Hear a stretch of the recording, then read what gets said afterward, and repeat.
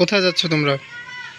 অনেক দিন থেকে হচ্ছে বাড়ির মধ্যে বসে পুরো একঘেয়ে হয়ে গেছি, মনটা ভীষণ খারাপ, অনেক খারাপ লাগতেছে। তো চিন্তা করলাম যে বাড়িতে বসে না থেকে একটু কোথাও যাই। আজকে একটু কাজের ব্রেক দিছি, তো দেখি কোথায় যেতে পারি। একটু নদীর পাড়ে টাড়ে যাবো, নদীর পানি দেখলে মনটা যাতে একটু শান্ত হয়, এই আর কি।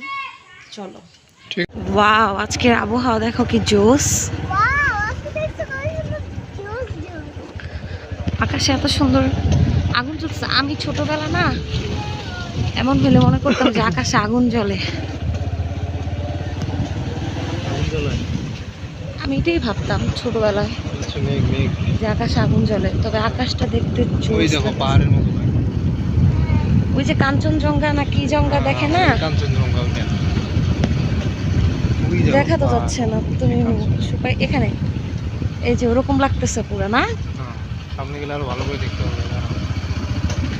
আর কয়দিন আগে ক্ষেতগুলো দেখছিলাম সবগুলো একটু অন্য কালার, এখন সবগুলো একদম গাঢ় সবুজ রং হয়ে গেছে। সার দিছে যে খেতে, সার দিলে কালার চেঞ্জ হয়। এই সেই জায়গা। কোথায়? এই সেই জায়গা যে জায়গায় আমার বিয়ের পর প্রথম এসে আমাকে ঘুরাইতে নিয়ে আসছিল। এটা কিন্তু পুরো একটা নদী। হ্যাঁ, এটা যেন কি নদী, যাই হোক, দুধকুমার নদী। হ্যাঁ, তো এই সময়ে এই নদীতে এভাবে করেই মানে ক্ষেত খামার উঠে যায়, পানি শুকে যায়। আর এখন তো পাটের সিজন চলতেছে, সব জায়গায় অনেক সুন্দর করে পাটের এগুলা সাজাই সাজাই রাখছে, অনেক সুন্দর লাগতেছে না।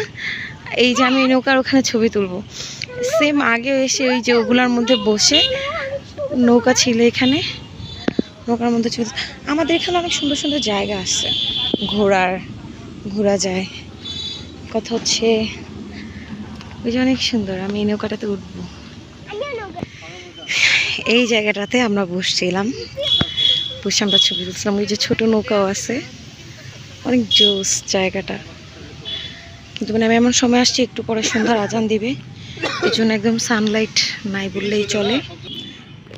তো এটা কি সন্ধ্যার আজান? আল্লাহ, এমন সময় আসছি।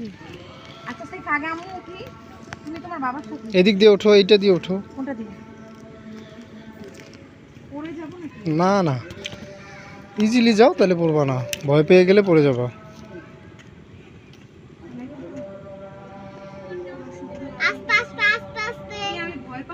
ভয় পাওয়ার কিছু নেই, যাও।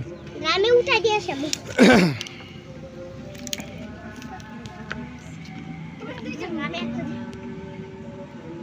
তুমি ফাইনালি নৌকাতে উঠছো, ফাইনালি নৌকাতে।